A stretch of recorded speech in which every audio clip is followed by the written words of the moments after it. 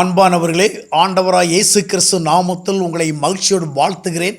கர்த்தர் உங்களோடு இருப்பாராக, உங்களை ஆசீர்வதிப்பாராக. சீர்வருவோம், சிகரம் தொடுவோம். குறிப்பிட்ட ஒருத்தர் அவர் சாப்பிட்ருக்கிற சபையில் ரொம்ப ரொம்ப ஆக்டிவ். எந்த ஒரு வேலைனாலும் மனுஷன் முதலாவது இடத்துல போயிருப்பார். நல்ல குணங்கள், அன்பாக பேசுவார், தாழ்மையாக நடந்துக்குவார், உண்மையாக இருப்பார், யாருக்கும் ஒரு பரோபகாரம் செய்வார். அந்த மாதிரி ஒரு நல்ல மனுஷன் கிடைக்கிற ரொம்ப கஷ்டம் அப்படின்னு நிறைய பேர் சொல்லுவாங்க. ஆனாலும் எல்லா விஷயத்திலும் அவரை பாராட்டி விட்டு கடைசியில் ஒரு கொக்கி போடுவாங்க. என்னன்னு சொன்னால், அவ்வளவு நல்ல மனுஷன், ஆனால் ஒரே ஒரு விஷயந்தான் அவருக்கு மைனஸ் பாயிண்ட்டு. அப்படிமா என்னன்னு சொன்னால், சாயங்காலம் ஆனால் கொஞ்சம் தண்ணி போடுவார். சாயங்காலம் ஆனால் கொஞ்சம் தண்ணி போடுவார். மற்றபடி ரொம்ப ரொம்ப நல்ல மனுஷன். அந்த ஒரு வார்த்தையை சேர்க்காம நிறைய பேர் அவருடைய நல்ல விஷயங்களை சொல்லி முடிக்கிறதில்ல. அதாவது பரிமள தைலத்தில் செத்துப்போன ஒரு ஈ விழுந்தாலே எல்லாமே வேஸ்ட்டாக போயிடும் அப்படின்னு சாலமன் ராஜா சொன்னார். வாழ்க்கையில் நிறைய விஷயங்கள் நம்ம இடத்துல நல்லதாக இருக்கலாம். ஆனாலும் அந்த நல்லவைகளால் வருகின்ற ஒரு நல்ல பேரை ஒரு விஷயம் கெடுத்துடும். இன்றைக்கி பார்த்திங்கன்னா நிறைய பேர் இடத்துல பொறாமை இருக்கும். யாரும் பெருசாக சொல்ல மாட்டாங்க. தப்பான ஒரு சுபாவம் இவர்கிட்ட இருக்கிறத. சில இடத்துல உண்மையே இருக்காது, சில இடத்துல தாழ்மையே இருக்காது, சில இடத்துல நீதியே இருக்காது, சில இடத்துல நேர்மையே இருக்காது, சில இடத்துல பண ஆசை பொருளாசை அதிகமாக இருக்கும்.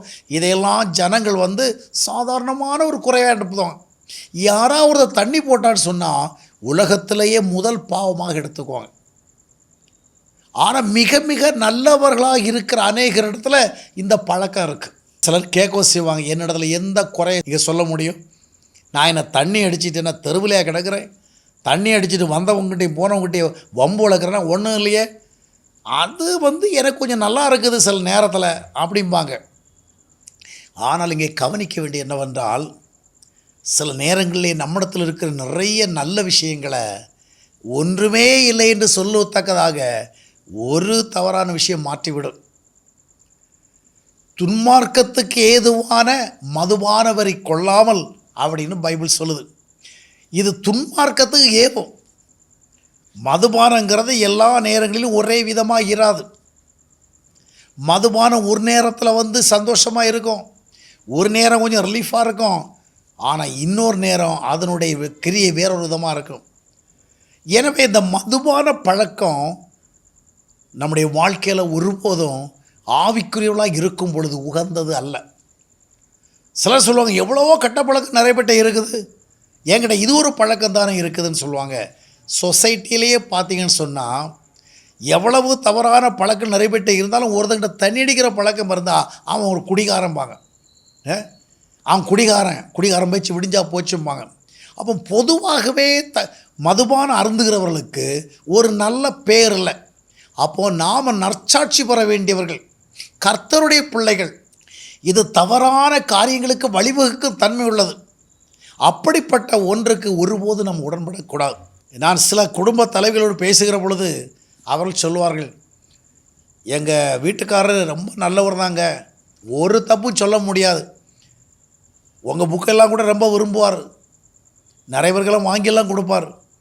ஆனால் அவர் ஒரு கெட்ட பழக்கத்தில் இருக்க, அவருக்காக ஜெபம் பண்ணுங்கப்பாங்க. எனக்கு கெட்ட பழக்கம்னு கேட்டால் கொஞ்சம் தண்ணி போடுவார்.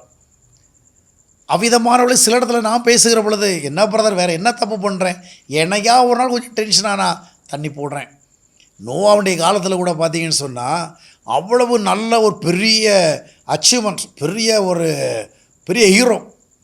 ஆனால் அவரை குறித்து பார்க்கும் பொழுது கூட அவர் மதுபானம் அருந்தி ஒரு தவறுதலான ஒரு தோற்றத்தோடு காணப்பட்ட ஒரு சூழல், அது அவர் மேலே ஒரு பிளாக் மார்க்காக மாறுகிறது. எனவே துன்மார்க்கத்துக்கு ஏதுவானது இது. இது நற்சாட்சியை கெடுக்கிறது, இது குடும்பத்தை கெடுக்கின்ற தன்மை உள்ளது. இது எவ்வளவு நல்லவர்களிடத்தில் இருந்தாலும் அவர்களுடைய நல்ல பெயரை கெடுக்கும் தன்மை உள்ளது. எனவே உண்மையான கிறிஸ்தவர்கள் எவரும் இந்த பழக்கத்துக்குள் இருக்கக்கூடாது.